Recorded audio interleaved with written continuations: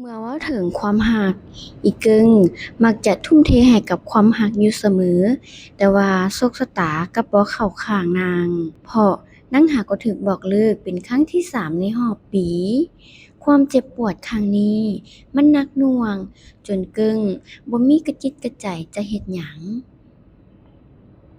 จากเด็กน้อยที่เคยไปโรงเรียนทุกมื้อกึ้งเริ่มเปลี่ยนไปนางเริ่มหนีเรียนไปนั่งอยู่แคมป์ห้วยปล่อยให้เวลา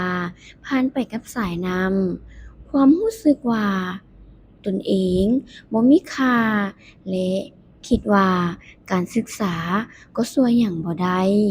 ในเมื่อหัวใจของนางแตกสลายขนาดนี้ บ่โดนก็มีข่าวลือเรื่องอีเกิ้งหนีเรียนและถูกผู้ชายทิ่มแพร่กระจายไปทั่วหมู่บ้านคือกับไฟลามทุ่งไทบ้านเริ่มมีเสียงสาลือแนวบ่ดีบางคนก็ว่าอีกึ้งมันเสียคนแล้วไปนำผู้ชายจนบ่เรียนหนังสือบางคนก็เว้าเยาะเย้ยไปต่างๆนานามื้อหนึ่งเมื่ออีกึ้งย่างกลับมาฮอดเรือน นางพบว่าแม่นั่งท่าอยู่กลางศาลเรือนด้วยใบหน้าที่ทรุดโทรมแม่ให้อีเกิ้งทั้งน้ำตาเกิ้งเอ๋ยแม่นี่นะเลี้ยงลูกมาด้วยความเป็นห่วงเป็นใยด้วยความหวังเป็นหยังลูกคือเฮ็ดแนวนี้เบิ่งแหน่ไทบ้านเขาเว้าจนแม่บ่กล้าเงยหน้าเบิ่งไผแล้วคำเว้าของแม่คือกับมีดที่แทงเข้าไปในใจกึ้งบ่ได้ตอบโต้หยังนางได้แต่แล่นเข้าห้องแล้วร้องไห้จนหลับไป คืนนั้นกึ้งฝันเห็นตนเองยืนอยู่กลางทุ่งนาที่มืดมิดมีเพียงแสงเดือนที่ส่องลงมาบางๆนางรู้สึกว่าถ้าดวงจันทร์ยังส่องแสงได้ในคืนที่มืดที่สุดนางเองก็ต้องผ่านมันไปให้ได้กึ้งตัดสินใจเปลี่ยนแปลงตนเองนางตื่นแต่เช้าๆและแต่งตัวไปโรงเรียน ตั้งใจเรียนให้หลายกว่าเก่าเพื่อลบล้างความหมิ่นประมาทนางเริ่มใช้ชีวิตอย่างมีความหมายเวลาว่างนางจะช่วยแม่เฮ็ดเวียก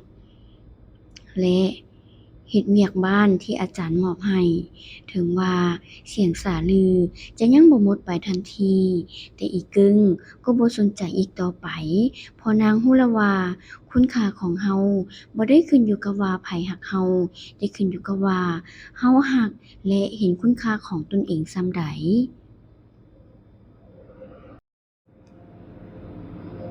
มื้อถัดๆไปก็เช่นกัน นางจะตื่นขึ้นมาแต่เช้าๆช่วยแม่เกียมเครื่องไปขายอยู่ตลาดเช้าตั้งแต่ยังมืดๆก่อนจะเฝ้าแต่งตนแต่งตัวไปโรงเรียน ในห้องเรียนเกิ้งนั่งอยู่แถวหน้าสายตามุ่งมั่นอยู่ที่กระดานดำหมู่เพื่อนบางคนแอบซุบซิบนินทาเว้าขวัญเรื่องเก่าๆอยู่แต่เกิ้งเลือกที่จะปิดหูปิดตาและเปิดใจรับเอาบทเรียนที่อาจารย์สอนนางเริ่มไปห้องสมุดทุกมื้อหลังเลิกเรียนจากเด็กสาวที่เคยหนีเรียนไปนั่งเฝ้าอยู่แคมป์ห้วยเดี๋ยวนี้ชาวบ้านเริ่มเห็นภาพใหม่ภาพของอีกึ้งที่ย่างอ่านหนังสือหรือบ่ก็ช่วยเวียกบ้านเวียกเรือนอย่างขยันขันแข็งเสียงสาลือที่เคยเป็นด้านลบเริ่มเปลี่ยนโทนเป็นความสงสัยและกลายเป็นความสมเชยในที่สุด จนมื้อที่ประกาศผลสอบเสียงจบสั้นมาฮอดหัวใจของอีเกิ้งเต้นแรงคือกันกับของเพนเมื่ออาจารย์ประกาศรายชื่อนักเรียนดีเด่นชื่อของอีเกิ้งดังขึ้นเป็นอันดับต้นๆนางเฝ้าถือใบประกาศใบคะแนนแล่นกลับมือเรือนด้วยความดีใจเมื่อฮอดเรือนนางคุกเข่าลงต่อหน้าแม่แล้วยื่นใบคะแนนให้แม่เบิ่งแม่เกิ้งเฮ็ดได้แล้ว เกิ้งขอโทษเด้อที่เคยเฮ็ดให้แม่เสียใจและเสียหน้าในที่ผ่านมาแม่ดึงแขนเกิ้งเข้าไปกอดทั้งน้ำตา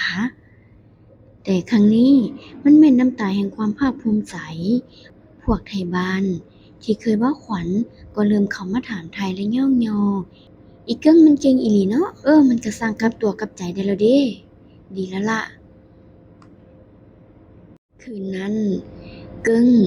ยืนอยู่ระเบียงเรือนบ่อนที่นางเคยยืนอีกครั้งนางแนมเบิ่งดวงจันทร์ที่ส่องสว่างเต็มดวงนางยิ้มให้กับตนเองและเข้าใจว่าความรักที่ดีที่สุดแม่นการรักและเห็นคุณค่าของตัวเองบาดแผลในใจในอดีตได้กลายเป็นบทเรียนที่ล้ำค่าและเดี๋ยวนี้อีเกิ้งก็บ่แม่นดวงจันทร์ที่มัวหมองอีกต่อไปแต่เป็นดวงจันทร์ที่ส่องแสงงดงามและเจิดจ้าด้วยตัวของมันเอง